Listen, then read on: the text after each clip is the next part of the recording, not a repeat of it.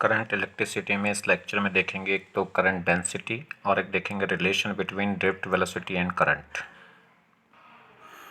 देखिए current density को represent करते हैं जे से और एक ये वेक्टर क्वांटिटी है। क्या होता है करंट डेंसिटी? पहली बात तो इसकी ज़रूरत कहाँ पड़ती है? जब भी कोई माइक्रोस्कोपिक करंट फ्लो कर रही है किसी पॉइंट पे तो उसको आइडेंटिफाई करने के लिए हम इसे यूज़ करते हैं। चलिए, तो करंट डेंसिटी जे क्या है? Current per unit. पहली बात तो है कि वेक्टर है और जिसकी डायरेक्शन क्या होती है? इलेक्ट्रिक फील्ड के अलोंग होती है, कह सकते हैं करंट के अलोंग होती है। और इसका मैग्नीट्यूड क्या है इस वेक्टर का? तो current density J is equal to होगी करंट पर यूनिट एरिया। ठीक है, तो जो जे है वो क्या होती है? Current per unit area. ठीक, यूनिट ऑफ जे क्या हो जाएगी? करंट है पर यूनिट एरिया तो क्या हो जाएगा? Ampere per metre square. ठीक है, या कह सकते हैं जे इक्वल टू हो जाएगा आई अपॉन ए। जैसे हमारे पास ये कोई कंडक्टर है, इस कंडक्टर में क्या हो गया? ये पॉजिटिव टर्मिनल्स हो गया, नेगेटिव टर्मिनल्स हो गया, तो इलेक्ट्रिक फील्ड क्या होगी? नेगेटिव टर्मिनल से पॉजिटिव टर्मिनल को जाएगी। करंट भी क्या होगी? पॉजिटिव टर्मिनल से नेगेटिव टर्मिनल को जाएगी। तो जो करंट डेंसिटी है जे, उसकी डायरेक्शन भी क्या होगी? नेगेटिव टर्मिनल से पॉजिटिव टर्मिनल के अलोंग होगी। ठीक है, क्लियर होगी बात? चलिए देखिए, एक तो ये बात जानिए, area integral of any parameter, किसी भी किसी भी पैरामीटर्स का एरिया इंटीग्रल क्या कहलाता है? Function of that parameters. तो फ्लक्स मतलब क्या कहलाता है? वो फ्लक्स ऑफ दैट पैरामीटर्स। तो किसी भी पैरामीटर्स का अगर हम एरियल इंटीग्रल निकालें तो वो क्या कहलाएगा? उस पैरामीटर्स का फ्लक्स कहलाता है। ठीक है, चलिए अगर हम बात करें, हमारे पास क्या है? ये कोई कंडक्टर है जिसमें क्या हो गया? ये करंट फ्लो कर रही है। जो डायरेक्शन ऑफ करंट फ्लो की होगी वो इलेक्ट्रिक फील्ड की होगी और वही क्या हो जाएगी? जे की हो जाएगी। मगर हमारे पास ये जो एरिया ऑफ क्रॉस सेक्शन है, ये इसकी जो एंगल है वो क्या हो गया? अगर आप एरियल वेक्टर देखें, एरियल वेक्टर क्या होता है? सरफेस के क्या होगा? परपेंडिकुलर। तो एरियल वेक्टर कहाँ है? ये तो एरियल वेक्टर डायरेक्शन ऑफ जे से, कह सकते हैं डायरेक्शन ऑफ इलेक्ट्रिक फील्ड से, डायरेक्शन ऑफ करंट से कितना एंगल बना रहा है? थीटा। तो अगर हम इस केस में हम क्या निकालें? करंट निकालें, तो देखिए, तो यहाँ से जो करंट होगा तो इस वेक्टर का वो कंपोनेंट, ये कह सकते हैं इस एरियल वेक्टर का वो कंपोनेंट लेंगे जो किसके अलोंग होगा? इस करंट के अलोंग होगा, या कह सकते हैं जे के अलोंग होगा। तो यहाँ पे जो करंट आएगी, अगर हम बात करें, देखिए जे इक्वल टू क्या था? आई अपॉन ए। ठीक, अगर हम आई निकालें तो क्या होगा? जे इंटू ए। तो अगर हम आई निकालें तो क्या होगा? जे डॉट ए आता है। ये एक वेक्टर क्वांटिटी होती है। दोनों वेक्टरों का अगर हम क्या करें, करंट डेंसिटी वेक्टर और एरियल वेक्टर का डॉट लें तो उससे क्या निकल कर आएगा? आई, क्योंकि जे इक्वल टू क्या था? आई अपॉन ए, या आई इक्वल टू होगा जे इंटू ए। तो वो आता किससे है? दोनों वेक्टरों के डॉट प्रोडक्ट से। चलिए, तो अगर मैं मान लीजिए इस छोटे से सेगमेंट की वजह से, छोटे से सेगमेंट का एरिया कितना है? D A. इस छोटे से सेगमेंट की वजह से अगर मैं क्या निकालूं? करंट निकालूं, तो वो क्या होगा? D I. तो डी आई इक्वल होगा जे ए, और ए होगा क्या? डी ए कॉस थीटा, क्योंकि कह सकते हैं एरियल वेक्टर, वो एरियल वेक्टर या एरियल वेक्टर का वो कंपोनेंट जो किसके अलोंग हो? करंट के अलोंग हो, या कह सकते हैं करंट डेंसिटी के अलोंग हो। तो इस एरियल वेक्टर का कंपोनेंट इसके अलोंग हो कितना हो जाएगा? ए कॉस थीटा। तो देखिए जे ए कॉस थीटा। ठीक, अब यहाँ पे अगर हम क्या बात करें, दो वेक्टरों का अगर हम इसको हटाएं, देखिए दो वेक्टरों का अगर डॉट लें तभी तो आता है ए बी कॉस थीटा। तो यहाँ A D A cos theta है, तो इसे मैं क्या लिख सकता हूँ? J dot D A. ठीक है, तो डी आई क्या हो गया? J dot D A.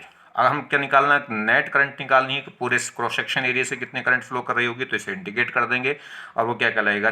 तो आई, तो डी आई अगर हमें आई निकालना है तो क्या कर देंगे? इंटीग्रेट। तो डी आई का इंटीग्रेशन क्या कहलाएगा? आई, और वो इक्वल टू हो जाएगा जे डॉट डी ए का इंटीग्रेशन। क्लियर? और यही क्या कहलाएगा?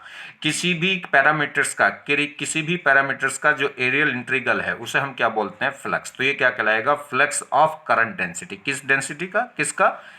करंट डेंसिटी का फ्लक्स।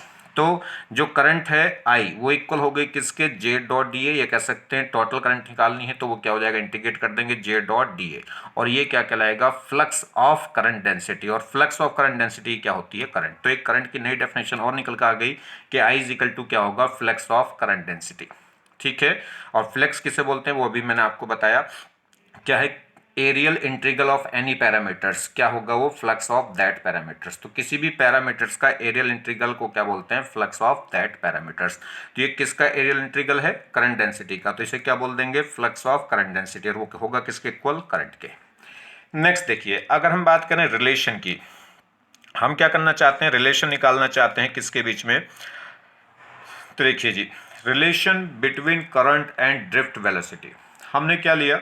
हम रिलेशन डिराइव कर रहे हैं किसके बीच में, करंट के बीच में और ड्रिफ्ट वेलोसिटी के बीच में। ड्रिफ्ट वेलोसिटी किसकी होती है, फ्री इलेक्ट्रॉन्स की। किसके अंदर होती है, कंडक्टर के अंदर। कब होती है, जब उस पर क्या कर दें, जब कंडक्टर के अंदर कोई इलेक्ट्रिक फील्ड स्टैब्लिश हो जाए। और इलेक्ट्रिक फील्ड कब स्टैब्लिश होता था, जब उस पर कोई बैटरी लगा दें, कोई पोटेंशियल डिफरेंस जनरेट कर दें। चलिए, ये हमारे पास कोई कंडक्टर है, इस कंडक्टर पे हमने क्या करा, एक बैटरी को कनेक्ट कर दिया जिसका वोल्टेज मान लीजिए कितना है V, ठीक है। तो इसका ये पॉजिटिव प्लेट, ये नेगेटिव प्लेट, जिससे पॉजिटिव प्लेट यहाँ जुड़ गई तो ये कहलाएगा प्लस टर्मिनल, और जो प्लेट के नेगेटिव, बैटरी के नेगेटिव टर्मिनल से जुड़ेगा वो कहलाएगा नेगेटिव चार्ज। तो ये लो पोटेंशियल हो गया और ये क्या हो गया, हाई पोटेंशियल।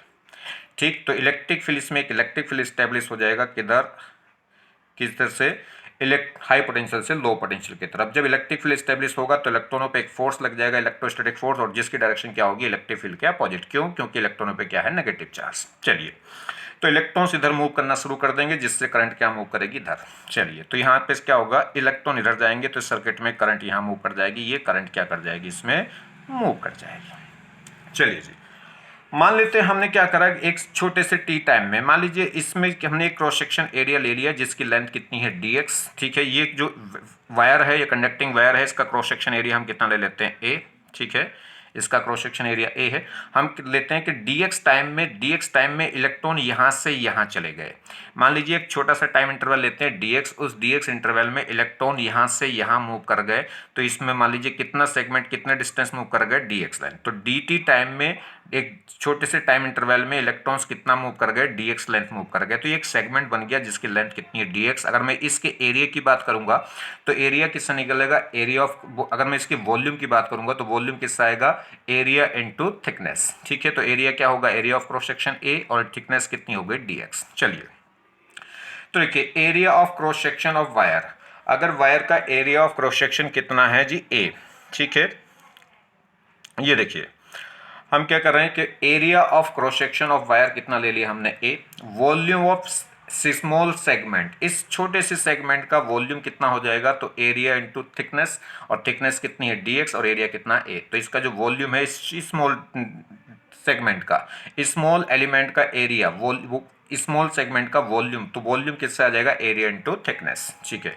तो वॉल्यूम ऑफ स्मॉल एलिमेंट कितना आ गया, a इनटू dx। नेक्स्ट बात करें, हमने लेट कर लिया कि जो कंडक्टर हमने लिया है, जो मेटल हमने लिया है, उस मेटल के एक वॉल्यूम में कितने इलेक्ट्रॉन्स हैं, n। तो यहाँ पे स्मॉल n क्या है, लेट किया है कि n इज इक्वल टू क्या है, small n small n is equal to क्या है, number of free electrons per volume, मतलब एक वॉल्यूम में कितने फ्री इलेक्ट्रॉन्स हैं, n, ठीक है। चलिए, तो फ्री इलेक्ट्रॉन्स क्या कह सकते हैं, फ्री इलेक्ट्रॉन डेंसिटी। n को क्या बोल सकते हैं, फ्री इलेक्ट्रॉन डेंसिटी, क्योंकि पर वॉल्यूम, n का मतलब हो गया number of free electrons per volume, या इसे क्या बोल सकते हैं, फ्री इलेक्ट्रॉन डेंसिटी। चलिए जी, अब अगर हम बात करें, हमने एक और टर्म्स ली, अगर हम देखें number of electrons present from small segment, ये जो हमने छोटा सा सेगमेंट लिया था जिसका एरिया कितना था, ADX, अगर इसमें total number of free electrons हम निकालें तो किससे आएंगे, देखिए, तो n क्या है, कैपिटल N क्या है, total number of free electrons in small element या स्मॉल सेगमेंट, ठीक है। तो कितना होगा, एक एरिया में, एक वॉल्यूम में कितने हैं, एक वॉल्यूम में कितने फ्री इलेक्ट्रॉन्स हैं, n, स्मॉल n, जिसे क्या बोल रहे थे, इलेक्ट्रॉन, फ्री इलेक्ट्रॉन डेंसिटी। और हमारे पास वॉल्यूम है कितना, इस एलिमेंट का, इस स्मॉल एलिमेंट का कितना, a इंटू dx। तो n इंटू क्या कर देंगे, वॉल्यूम। तो एक वॉल्यूम में इतने फ्री इलेक्ट्रॉन्स हैं और हमें निकालने इस छोटे से सेगमेंट के वॉल्यूम में इलेक्ट्रॉन्स, तो इंटू क्या कर देंगे, उसके वॉल्यूम से क्या कर देंगे, मल्टीप्लाई। चलिए, ये total number of free electrons आ गए किसके अंदर, उस स्मॉल एलिमेंट के अंदर। चलिए, अब बात करते हैं चार्ज की।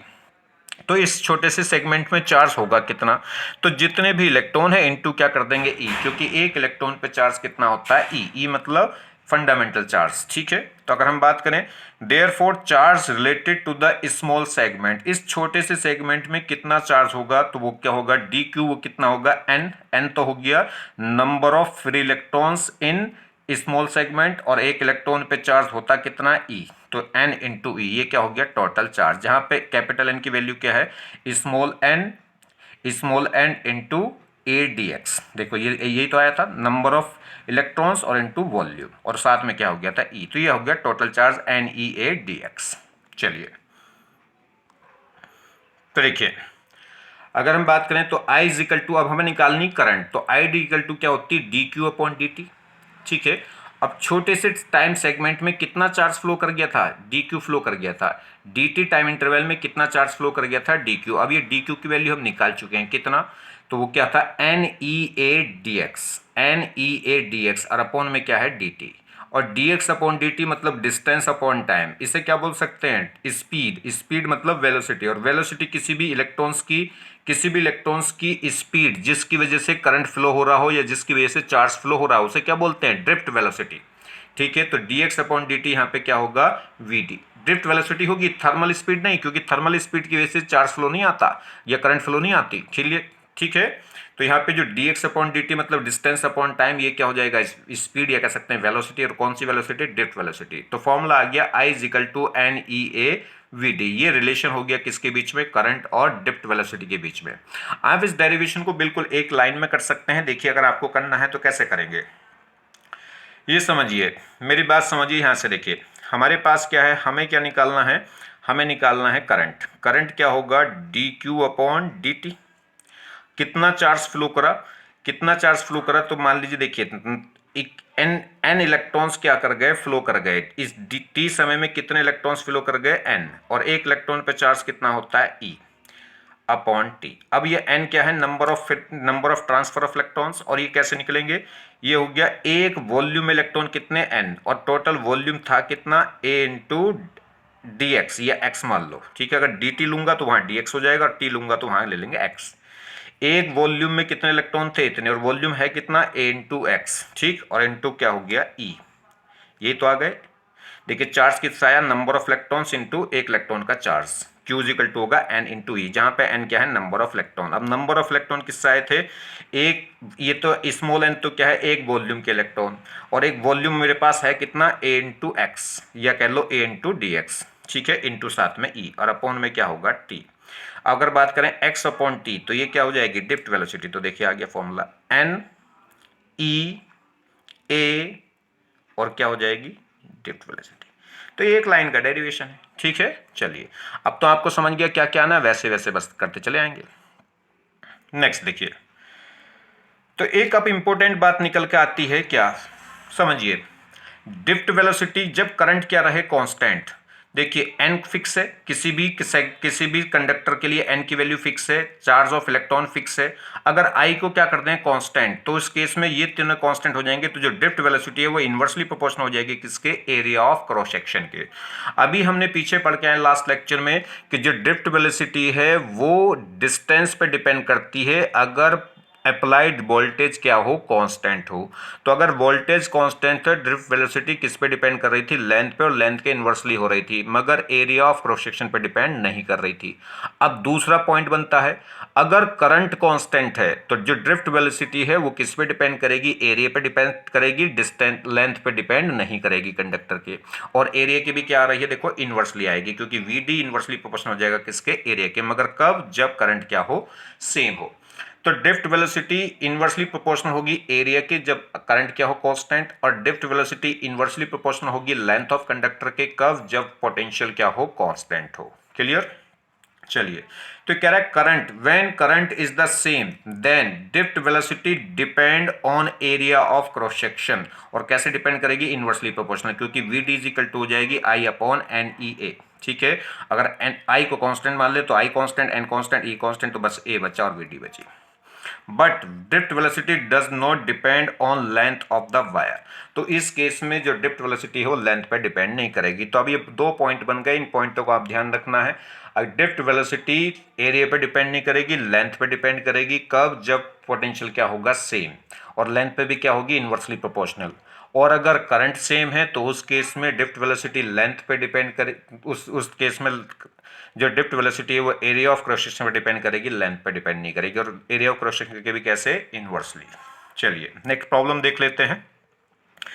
ये एक अच्छी सी प्रॉब्लम है, एएमयू में आई हुई है। ये क्या है, देखिए क्या प्रॉब्लम है। अगर हम बात करें, ये कह रहा है फॉर ए कॉपर वायर, एक कॉपर वायर है जिसमें n इजिकल टू दे रखा है 8.5 इंटू 10⁻28 इलेक्ट्रॉन पर मीटर क्यूब, मतलब इलेक्ट्रॉन डेंसिटी दे रखी है। कह सकते हैं 1 मीटर क्यूब वॉल्यूम में कितने इलेक्ट्रॉन्स प्रेजेंट हैं, 8.5 इंटू 10⁻28।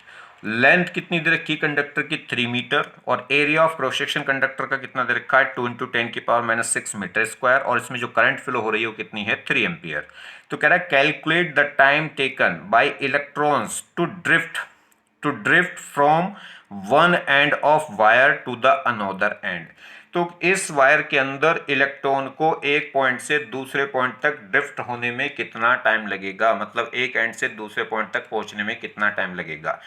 किसी भी कंडक्टर के अंदर इलेक्ट्रॉन को एक पॉइंट से एक एंड से दूसरे एंड तक ले जाने का काम करती कौन है, ड्रिफ्ट वेलोसिटी। थर्मल स्पीड तो रैंडमली मोशन देती है, उसकी वजह से तो कोई पर्टिकुलर डायरेक्शन होगी नहीं, ठीक है। तो जो एक पर्टिकुलर मोशन देती है, पर्टिकुलर डिस्टेंस ट्रेवल कराएगी, वो कौन कराएगी, ड्रिफ्ट वेलोसिटी, और उसी की वजह से नेट चार्ज फ्लो आता है, उसी की वजह से करंट फ्लो आता है। चलिए, तो अगर हम बात करें, अभी हमने रिलेशन देखा कि I is equal to N E A we d, यही तो एक रिलेशन देखा था। I इज इक्वल टू क्या था, I इज इक्वल टू था N E A we d. यहां से अगर मैं ड्रिफ्ट वेलोसिटी देखूं तो वो क्या हो जाएगी, I अपॉन एन ई ए, और ये ड्रिफ्ट वेलोसिटी इनवर्सली प्रोपोर्शनल आई थी एरिया के, कब, जब करंट क्या थी, कांस्टेंट थी।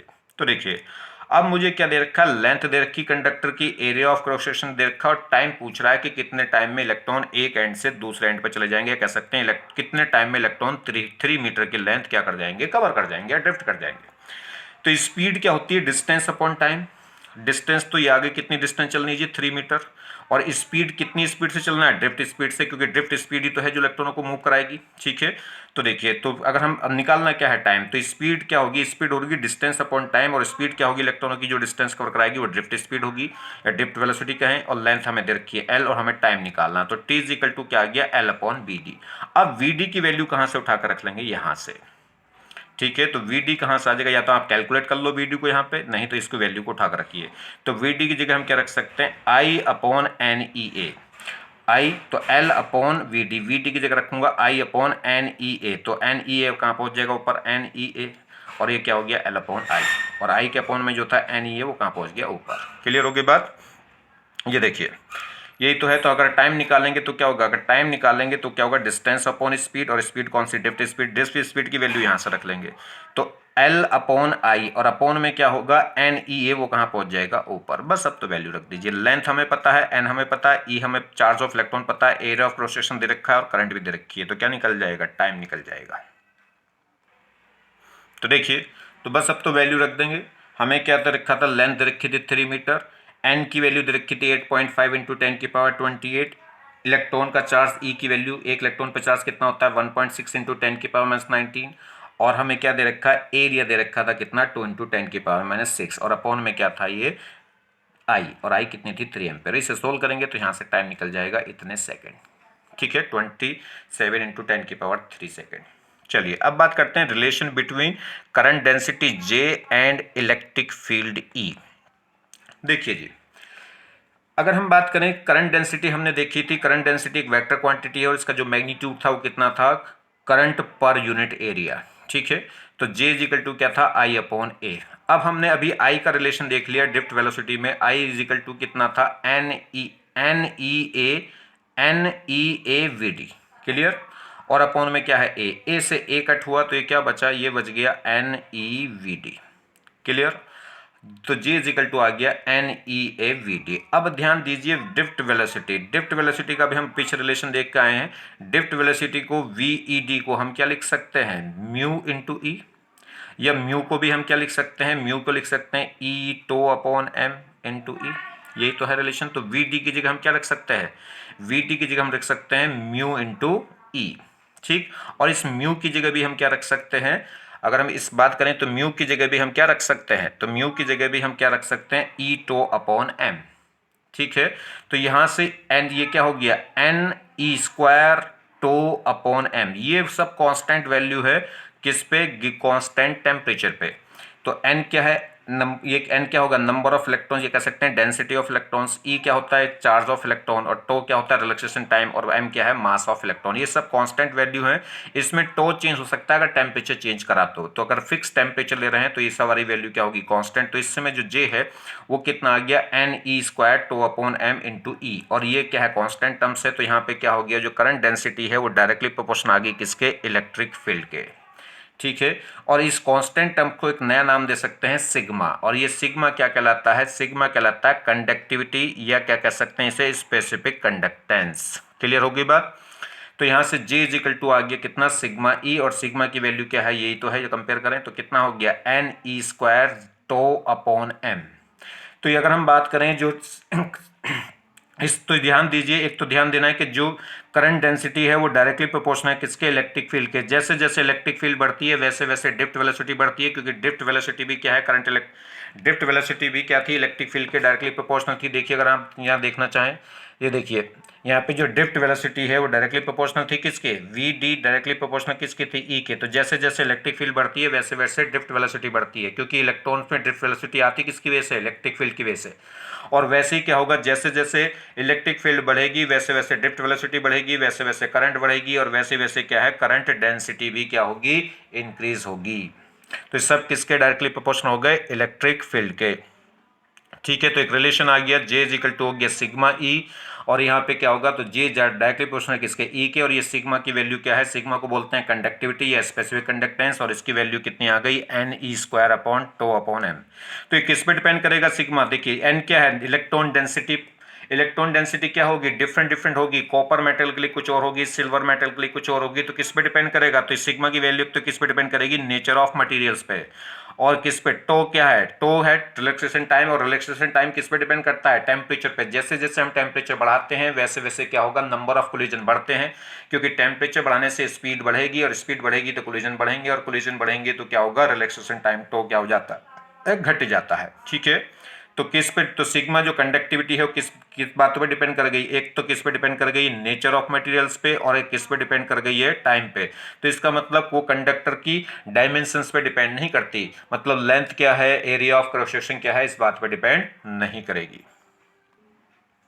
तो देखिए, sigma does not depend on length and area of wire, it depends on nature of materials, मतलब n small n, and temperature. It's means sigma is a property of material. तो इसका मतलब sigma क्या है, conductivity क्या है, property है किसकी, मटेरियल की, और किस पे डिपेंड करेगी, एक तो नेचर ऑफ मटेरियल्स पे और एक टेम्परेचर पे। नेचर ऑफ मटेरियल्स मतलब एन पे डिपेंड करेगी, डेंसिटी ऑफ इलेक्ट्रॉन्स, और टेम्परेचर मतलब टो।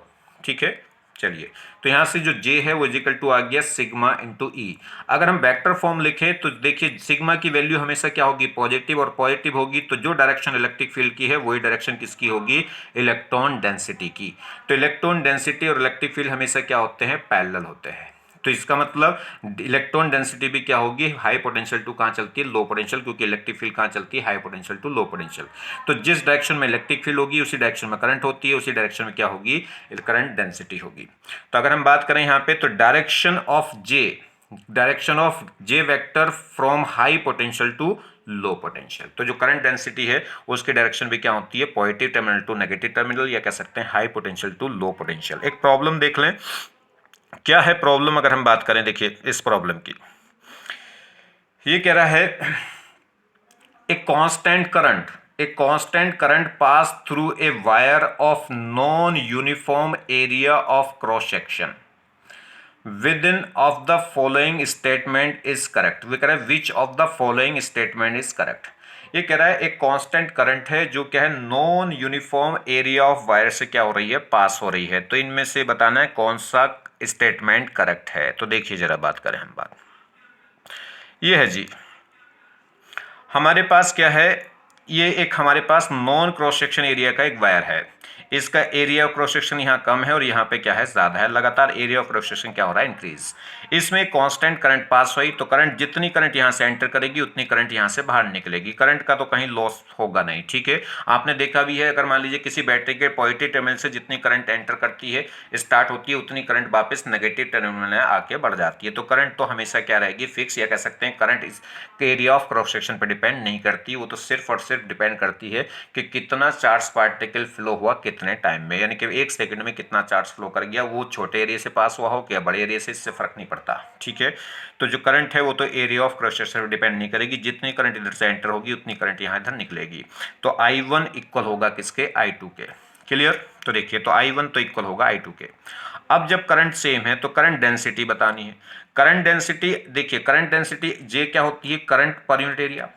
करंट डेंसिटी होती है करंट पर यूनिट एरिया। अब करंट तो है कांस्टेंट, जितनी फर्स्ट है उतनी सेकंड है। अब करंट कांस्टेंट है तो जे इनवर्सली प्रोपोर्शनल होगी किसके, एरिया के, और एरिया जैसे जैसे बढ़ेगा वैसे वैसे जे क्या है, घटेगा। तो यहाँ पे जो करंट डेंसिटी है वो एरिया के बढ़ने से क्या होगी, घटेगी। तो एरिया ऑफ क्रॉस सेक्शन बढ़ता जा रहेगा तो करंट डेंसिटी क्या होगी, घटती जाएगी। तो J1 बड़ी होगी, J2 क्या होगी, छोटी होगी। तो J1 बड़ी होगी, J2 छोटी होगी। अब देखिए J और E डायरेक्टली प्रोपोर्शनल होती हैं एक दूसरे के। अभी हमने देखा था J इक्वल टू क्या था, सिग्मा E। तो J डायरेक्टली प्रोपोर्शनल हो गई E के। तो जैसे जैसे इलेक्ट्रिक फील्ड बढ़ेगी वैसे वैसे करंट डेंसिटी बढ़ेगी, या उल्टा कह लो जैसे जैसे करंट डेंसिटी बढ़ेगी वैसे वैसे इलेक्ट्रिक फील्ड बढ़ेगी। तो अगर J1 बढ़ा था J2 से तो वो तभी होगा जब E1 बड़ा होगा किससे, E2 से। चलिए नेक्स्ट आगे ड्रिफ्ट वेलोसिटी। ड्रिफ्ट वेलोसिटी भी अभी मैंने बताई, ड्रिफ्ट वेलोसिटी भी डायरेक्टली प्रोपोर्शनल होती है किसके, इलेक्ट्रिक फील्ड के। ड्रिफ्ट वेलोसिटी वीडी इक्वल होती है किसके, म्यू इंटू ई। और अगर हम बात करें म्यू एक कांस्टेंट है जिसे बोलते हैं मोबिलिटी, तो यहाँ पे जो वीडी है वो डायरेक्टली प्रोपोर्शनल होगी किसके, इलेक्ट्रिक फील्ड के। तो अगर E1 बड़ी होगी E2 से तो VD1 बड़ी होगी किससे, V2 से। ठीक है, तो जैसे अगर electric field first electric field बड़ी है तो फर्स्ट ड्रिफ्ट वेलोसिटी भी बड़ी होगी और फर्स्ट करंट डेंसिटी भी क्या होगी, अधिक होगी। मगर करंट इस केस में क्या रहेगी, सेम, वो एरिया ऑफ क्रॉस सेक्शन पर डिपेंड नहीं करती। थैंक्स। देखिए बहुत सिंपल सी बात, अगर आप एग्जाम में टॉप करना चाहते हैं तो बहुत ही सिंपल सी बात है कि आप टेंशन मत लीजिए। टेंशन कब नहीं आएगी, जब आप क्या करें, बस नॉर्मली लेक्चरों को पढ़ते जाइए, देखते जाइए। आपको कुछ समझ में आ रहा तो ठीक, नहीं समझ में आ रहा तो भी ठीक, सब कुछ ठीक ही ठीक है, बस आप पढ़ते जाएं। आप लेक्चरों को देखते जाएं, बहुत ज़्यादा बुक करने की भी ज़रूरत नहीं है, इधर उधर से क्वेश्चन करने की ज़रूरत नहीं है। मैंने आपको कहा हर चैप्टर के रिवीजन कराएंगे, एक नहीं, दो नहीं, तीन नहीं, इतने रिवीजन कराएंगे कि आपको पता भी नहीं चलेगा कि कब आपको आ गया। बस आपका काम है कि आराम से बिल्कुल इसको शांति से मूवी की तरह इसको लेक्चर को देखते रहें। ठीक है, कुछ समझ में आ रहा है तो भी ठीक, नहीं आ रहा तो भी ठीक, बस देखते जाएं, देखते जाएं, देखते जाएं। कब में आपके अंदर ये सारी चीज़ें आ जाएंगी वो आपको पता भी नहीं चलेगा, और कब आप टॉप आ जाएंगे ये भी आपको नहीं पता चलेगा। आप कहेंगे कि इतना आसान था। फिर जिनका सिलेक्शन हो जाता है वो कभी कहते हैं कि सिलेक्शन हार्ड था, जिनका नहीं होता वो कहते हैं। ठीक है, तो ये ऐसा क्यों है, तो जब आपका सिलेक्शन हो जाएगा तब आप जानोगे कि ये सिलेक्शन इतना आसान क्यों है। जब तक नहीं होगा तब तक नहीं जानोगे। होगा कब, कब होगा, तो इसके लिए मैंने आपको कहा इसकी बात ही छोड़ दो कब होगा, सिर्फ देखते जाएं, देखते जाएं, देखते जाएं, बस। थैंक्स।